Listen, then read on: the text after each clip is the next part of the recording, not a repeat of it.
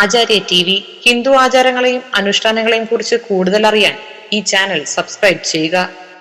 നമസ്കാരം. നാളികേരം ഉടച്ച് തേങ്ങ, പലരും തേങ്ങ പറയാറുണ്ട്.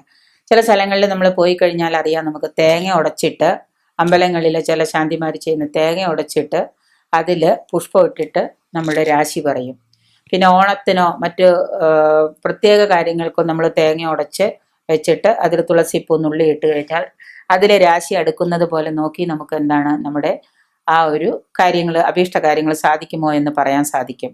നമുക്കും വേണമെന്നുണ്ടെങ്കിൽ അത് ചെയ്തു നോക്കാൻ സാധിക്കും. വീട്ടിലൊക്കെ തേങ്ങ ഉടയ്ക്കുമ്പോൾ ഒരു ശാസ്ത്രം അനുസരിച്ച് തേങ്ങ അല്ലെങ്കിൽ നാളികേരം എന്ന് പറയുന്ന മനുഷ്യ ശരീരത്തിന് തുല്യമാണ്, നമ്മുടെ ബോഡിക്ക് തുല്യമാണ്. നമ്മുടെ മനുഷ്യന്റെ ശരീരം, ഈ മനുഷ്യന്റെ ബോഡിക്ക് തുല്യമാണ് നാളികേരം അല്ലെങ്കിൽ തേങ്ങ എന്നാണ് സങ്കല്പം. നമ്മൾ വിഘ്നേശ്വരന്, ഗണപതി ഭഗവാൻ എല്ലായ്പ്പോഴും എന്താണ് നാളികേരം ഉടയ്ക്കുന്ന ഒരു വഴിപാടുണ്ട്. ഇങ്ങനെ ഇത് സർവ്വസാധാരണമാണ്. എല്ലാ അമ്പലത്തിൽ ചെന്നാലും ആദ്യം വിഘ്നേശ്വരന് നാളികേരം ഉടയ്ക്കുന്നു. ഈ വിഘ്നേശ്വരന് നാളികേരം ഉടയ്ക്കുമ്പോൾ അത് പൊട്ടിച്ചെതറി ചിന്നിച്ചെതറി പോകുന്നെങ്കിൽ തീർച്ചയായിട്ടും നമ്മുടെ എന്താണ് അഭീഷ്ടം സാധിക്കുമെന്ന് നമ്മൾ ഉദ്ദേശിച്ച കാര്യം നടക്കുമെന്നാണ് പറയുന്നത്. അതേസമയം ഇത് ഉടഞ്ഞില്ല, ഉരുണ്ട് പോയി കഴിഞ്ഞാൽ വീണ്ടും അയ്യോ എന്ന് പറഞ്ഞിട്ട് ആളുകൾ അതെടുത്തിട്ട് പിന്നെ ഉടയ്ക്കും. അപ്പൊ അത് അഭീഷ്ടം സാധിക്കാതെ പോയി എന്ന്. അപ്പൊ വിഘ്നേശ്വരൻ നാളികേരം ഉടച്ച് നമ്മുടെ അഭീഷ്ടം സാധിക്കുക എന്നുള്ളത് എന്താണ് ഒരു സർവ്വസാധാരണമായ ഒരു കാര്യമാണ്. അത് ഉടഞ്ഞില്ലെങ്കിൽ എന്താണ് വിഘ്നം സംഭവിക്കും എന്നും തന്നെയാണ് എല്ലാവരുടെയും ഒരു പരക്കെയുള്ള വിശ്വാസം. വേദാന്ത തത്വവും ഇതിന് കൂടെയുണ്ട്. ഇതിലൊരു വേദാന്ത തത്വം ഉള്ളത് എന്താന്ന് വെച്ച് കഴിഞ്ഞാൽ, ഇതിന്റെ പിന്നില് നാളികേരം ഉടയുമ്പോൾ മായയെ മാറ്റി സത്യം കാണുന്നു എന്നാണ്. അതായത് ഇപ്പൊ നമ്മുടെ ഉള്ളില് നമുക്ക് ഒരു കാര്യം നടക്കുമോ ഇല്ലയോ ഇങ്ങനെ ഒരു വല്ലാത്തൊരു സംഘർഷത്തിലാണ് നമ്മള്. അപ്പൊ നമ്മളൊരു ഭഗവാൻ ഒരു നാളികേരം നേർന്ന് കൊണ്ടുപോയിട്ട് വിഘ്നേശ്വരൻ ഒരു നാളികേരം ഉടച്ചു. ഉടനെ നമ്മളുടെ ഉള്ളിലെ മായയാണ്, നടക്കുമോ ഇല്ലയോ, യെസ് ഓർ നോ. ഇതിനെ നമ്മൾ മാറ്റി നമുക്ക് സത്യത്തെ അത് ഉടഞ്ഞില്ല, ഉടനെ അത് നടക്കില്ല. നമ്മുടെ ആ സത്യം മായ മാറി സത്യത്തെ തെളിഞ്ഞു, ഉടഞ്ഞു പൊട്ടി ചെതറി പോയി കഴിഞ്ഞു. നമ്മൾ ഉടച്ചത് ഭംഗിയായാൽ തീർച്ചയായിട്ടും എന്താണ് അത് നടന്നു എന്ന് തന്നെ, അഭീഷ്ടകാര്യം സാധിച്ചു എന്ന് തന്നെയാണ് നമ്മുടെ വിശ്വാസം. അപ്പോൾ ഒരു തരത്തിൽ അല്ലെങ്കിൽ മറ്റൊരു തരത്തിൽ മായയെ മാറ്റി സത്യത്തെ വെളിവാക്കുന്നു എന്നാണ് ഈ നാളികേരം ഉടയ്ക്കുന്നത് കൊണ്ട്, തേങ്ങ ഉടയ്ക്കുന്നത് കൊണ്ടുള്ള വിശ്വാസം.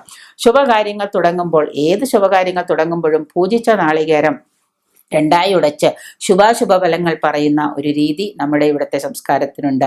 ഒരു സാധാരണമാണ്. ഒരു തേങ്ങ മുറി എടുത്തിട്ട് അത് ഉടച്ച് അതെടുത്തിട്ട് അതിൽ വെള്ളത്തിൽ ഒരു പൂവിട്ട് അത് ഏത് രാശിയിൽ അടുക്കുന്നുവോ, ഏത് രാശിയാണോ ആ രാശി നോക്കി നമുക്ക് ഫലം പറയുന്ന ഒരു രീതിയും ഇന്ന് നിലവിലുണ്ട്. എങ്ങനെയാന്ന് വെച്ച് കഴിഞ്ഞാൽ അതിലെ ഫലനിർണ്ണയം ഇങ്ങനെയാണ്.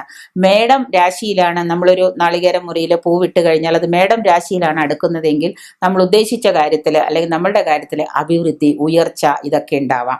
ഇടവം രാശിയാണ് എങ്കിൽ കലഹം, വിഷഭയം, വഴക്ക്, തമ്മിത്തല്ല്, ദേഷ്യം ഇങ്ങനെയുള്ള ദുരിതങ്ങളൊക്കെ നമ്മുടെ കുടുംബത്തിൽ സംഭവിക്കാം. മിഥുനം രാശിയാണ് എങ്കിൽ അഗ്നിബാധയോ മറ്റു തരത്തിലുള്ള ബുദ്ധിമുട്ടുകളോ ആപത്തുകളോ അപകടങ്ങളോ ഒക്കെ ഉണ്ടാകും എന്നാണ് പറയുന്നത്.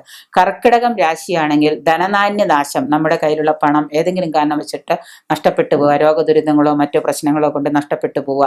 പിന്നെ ചിങ്ങം രാശിയിലാണെങ്കിൽ സ്ത്രീ പ്രജാലബ്ധി, നിങ്ങൾക്ക് ഏതെങ്കിലും തരത്തിൽ കുട്ടികൾ ഉണ്ടാവാതിരിക്കുന്ന ഒരു പെൺകുട്ടികൾ ജനിക്കുക, മറ്റു വിവാഹം കഴിയാത്തവർക്ക് പെൺകുട്ടികൾ വിവാഹം കഴിച്ചാൽ ആലോചിച്ചാൽ വിവാഹം നടക്കുക, ഇങ്ങനെയുള്ള സ്ത്രീ പ്രജാലബ്ധികളാണ് ഉണ്ടാവുക. ലബ്ധി എന്ന് പറഞ്ഞാൽ കിട്ടുക. പിന്നെ തുലാം രാശിയാണെങ്കിൽ നമ്മൾ ആഗ്രഹിച്ചൊരു കാര്യത്തിന് പോകുന്നുണ്ടെങ്കിൽ ഇങ്ങനെ സംഭവിച്ചാൽ തുലാം രാശിയിലാണ് കിട്ടുന്നതെങ്കിൽ ആ പോകുന്ന കാര്യം നടക്കുമെന്നും ധനയോഗം ഉണ്ടാവുമെന്നും കാര്യസിദ്ധി ഉറപ്പാണെന്ന് വിചാരിക്കാം. വൃശ്ചികമാണെങ്കിൽ വിഷമഭയം, അതായത് വിഷഭയം എന്ന് പറഞ്ഞാൽ നമുക്ക് ചെയ്യുന്ന കാര്യത്തിൽ നിന്ന് നേരെ ഓപ്പോസിറ്റ് ആയിട്ട്, അതായത് കാര്യം സാധിക്കാതെ പോകുക, ഓപ്പോസിറ്റ് ആയിട്ടുള്ള ഒരു റിയാക്ഷനാണ് അതിൽ നിന്നുണ്ടാകുക. ധനുവാണെങ്കിൽ ജനങ്ങളുടെ ശത്രുത. ഇപ്പോൾ രാഷ്ട്രീയക്കാരൊക്കെ ചിലപ്പോൾ തേങ്ങ ഉടച്ച് ഫലം പറയുന്ന സമയത്ത് അങ്ങനെയാണ് സംഭവിക്കുന്നതെങ്കിൽ വൃശ്ചിക രാശിയിലാണെങ്കിൽ തീർച്ചയായിട്ടും, ധനുരാശിയിലാണെങ്കിൽ ജനങ്ങളുടെ ശത്രുത, ജനങ്ങൾക്ക് നമ്മളോട് ശത്രുത ഉണ്ടാവും, വൈരാഗ്യം ഉണ്ടാവും എന്നുള്ളത് ഉറപ്പ് തന്നെയാണ്. മകരമാസമാണെങ്കിൽ നമ്മൾ ഉദ്ദേശിച്ച അഭീഷ്ടസിദ്ധി നടക്കും എന്ന് തന്നെ പറയാം. കുംഭമാസമാണെങ്കിൽ വീട്ടിലാരെങ്കിലും സുഖമില്ലാതെ മരിക്കാൻ കിടക്കുന്നുണ്ടെങ്കിൽ നമ്മൾ ജ്യോതിഷന്റെ അടുത്തേക്ക് ഓടുന്നതിന് മുമ്പ് ഇങ്ങനെ ചെയ്താലും ഇത് നാളികേരോടെ ചത് വെച്ചിട്ട് അതിൽ പൂവെടുക്കുന്നത് നോക്കി നമുക്ക് രാശി പറയാം. തീർച്ചയായിട്ടും മരണഭയം ഉണ്ടാവും എന്ന് തന്നെ പറയാം. അങ്ങനെ നമുക്ക് ആ ഒരു പ്രവചനത്തിലേക്ക് എത്തിപ്പെടാൻ പറ്റും. അഭീഷ്ടസിദ്ധിയും കുംഭമാണെങ്കിൽ മരണഭയം ഉണ്ടാവും. മീനമാസമാണെങ്കിൽ നമുക്ക് ആഗ്രഹിച്ച കാര്യത്തിൽ ആപത്ത് വരുന്നു എന്നാണ് പറയാ. നമുക്ക് എന്തോ ഒരു ആപത്ത് വരാൻ പോകുന്നു, അതിൻ്റെ ഒരു മുന്നോടിയായിട്ട് നമ്മളെ കാണിച്ചു തരുന്നു എന്ന്. അപ്പോൾ അതിന് നമുക്ക് പരിഹാരമായിട്ട് എന്തെങ്കിലും ദോഷങ്ങളാണെങ്കിൽ അതിന് പരിഹാരമായിട്ട് എന്തെങ്കിലും വഴിപാടുകളോ കാര്യങ്ങളോ ചെയ്ത് നമുക്കറിയാൻ പറ്റും. പിന്നെ നമ്മൾ നാളികേരം തേങ്ങ ഉടയ്ക്കുന്ന സമയത്ത് നമ്മുടെ കയ്യിൽ നിന്ന് ഉടച്ച തേങ്ങാമുറിയുടെ കണ്ണുമുറി, അതായത് കണ്ണുള്ള മുറി താഴെ വീണുപോയാൽ ഏതോ വരുന്ന അധപ്പതനം ആപത്ത് നിങ്ങൾക്ക് സംഭവിക്കാൻ പോകുന്നു എന്നുള്ളതും കൂടി അതിൽ തേങ്ങ അല്ലെങ്കിൽ നാളികേരത്തിൽ ഒരു രാശിയായിട്ട് പറയുന്നുണ്ട്. ഇതൊരു ശാസ്ത്ര സത്യവും കൂടിയാണ് എന്നുള്ളത് നിങ്ങൾ മനസ്സിലാക്കുക.